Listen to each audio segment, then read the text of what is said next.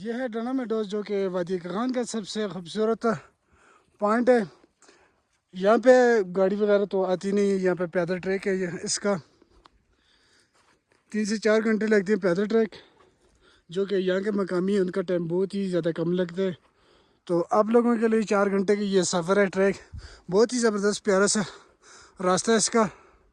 तो view check करें माशाल्लाह, बहुत ही ज़बरदस्त। ये डना मेडोज के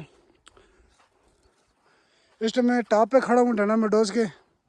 तो आपको चारों तरफ का व्यू चेक करवाता हूँ माशाल्लाह, बहुत ही ज़बरदस्त।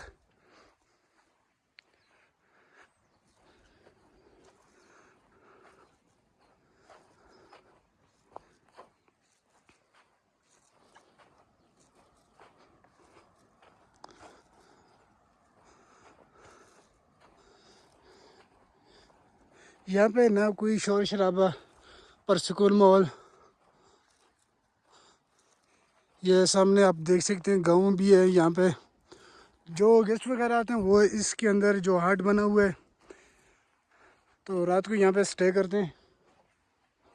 खाने पीने की जो अशिया वगैरह वो साथ लेकर आए।